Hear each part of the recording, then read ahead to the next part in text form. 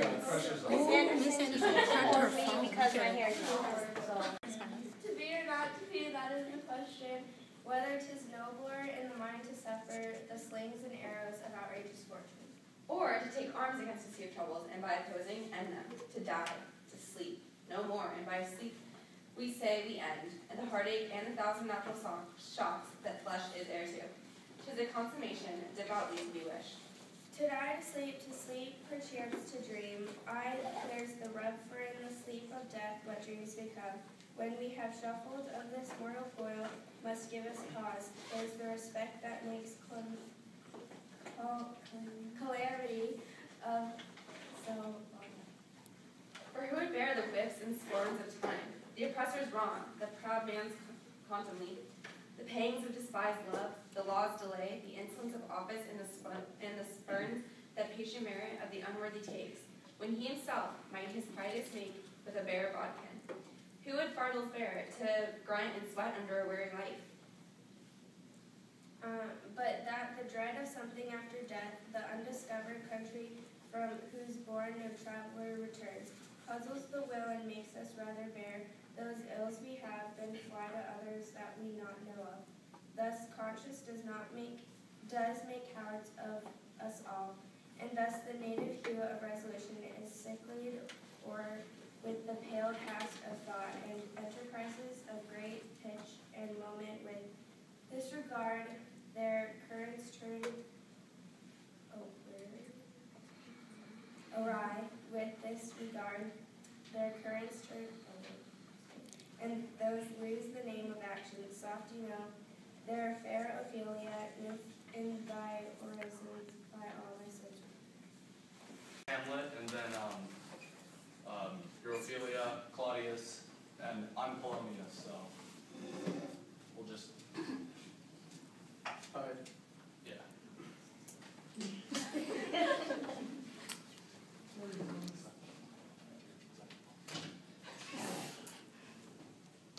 Three, two.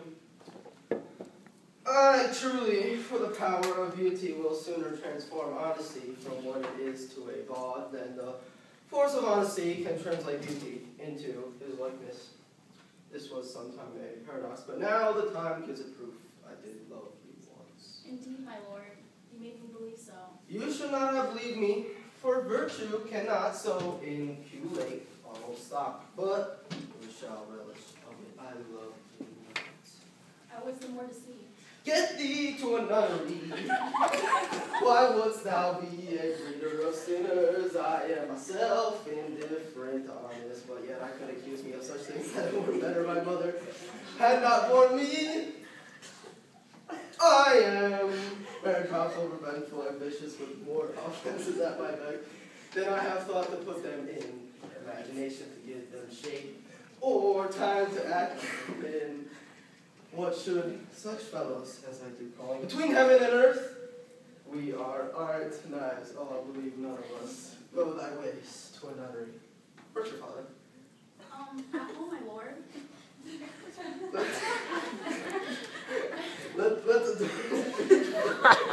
doors reach out upon him, and he may play the fool nowhere but in his own house. Farewell. Oh, help him. You sweet oven. If thou dost marry, I'll give thee thou's play for thy dowry.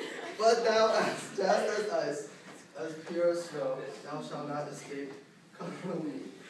Get thee to a nunnery, farewell. Or if thou wilt needs marry, marry a fool, for wise men know well enough what monsters you'll make of them. To a nunnery go, and quickly to farewell. Heavenly powers, restore him. I have heard of your paintings too.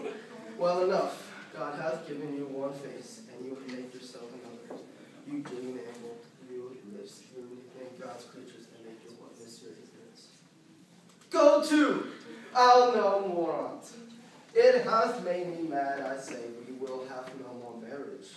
Those that are married already, all but one shall live. The rest shall keep as they are. To a nunnery! Go. I see. Taking you to show you why Hamlet's so crazy. Quick, hide. He won't see us. There's nothing.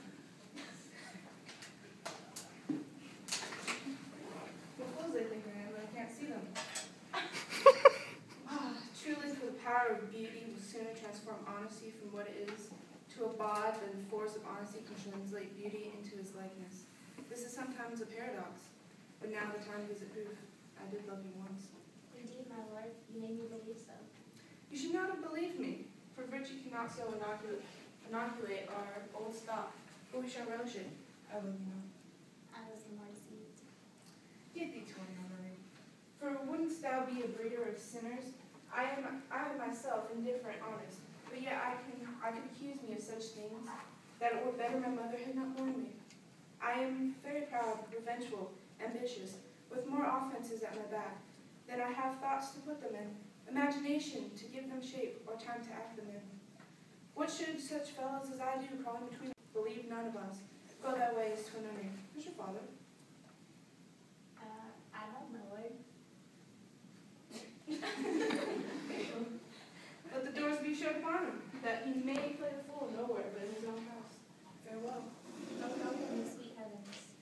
If thou dost marry, I'll give thee this plague for thy dowry.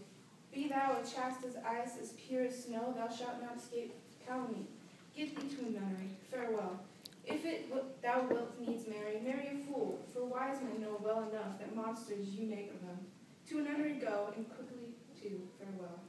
Heavenly powers restore him.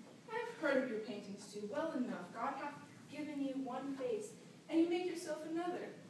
You jig and amble, and you lisp your nickname, God's creature, and make your wantonness your ignorance go to. I'll have no more of it.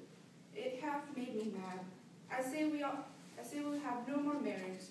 Those that are married already, all but one shall live. The rest shall keep as they are. Go to a nunnery. Go.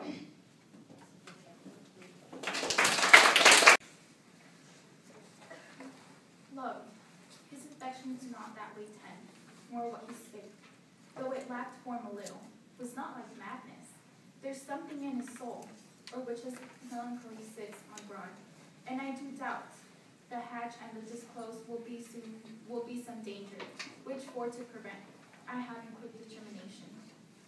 Thus set it down, he shall with speed to England, for the demand of our neglected tribute, happily the seas and countries different, with variable objects shall expel. This something settled matter in his heart, whereon his brain still beating puts him thus from fashion of himself. What think you on?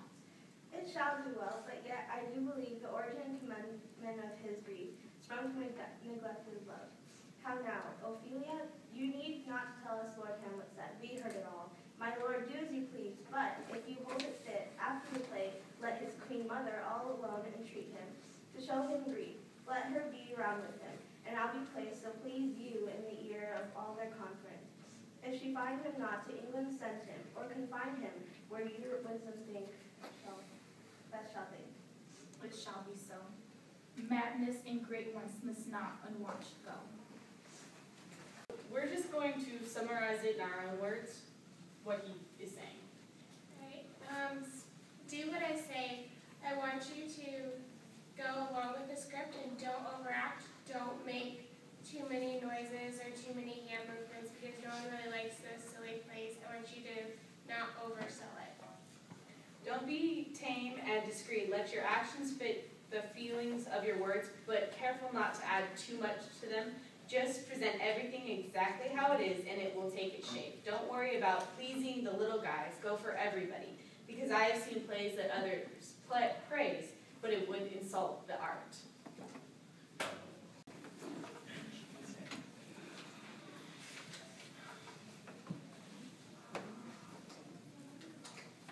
Nay, do not think I flatter.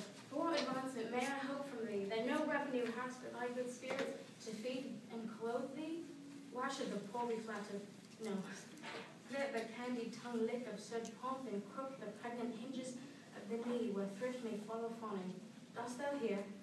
Since my dear soul was mistress of her choice, and could of men distinguish, her election hath sealed thee for herself.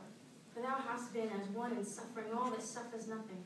A man that fortune buffets and rewards has taken with equal thanks, and blessed are those whose blood and judgment are so well known, that they are not a piper for fortune's finger, to sound where stop she please. Give me that man that is not passion's slave, and I will wear him in my heart's core. Aye, in my heart of hearts, as I do thee, something too much of this. There is a play tonight before the king. One scene, if it comes near the circumstance, which I have told thee of my father's death.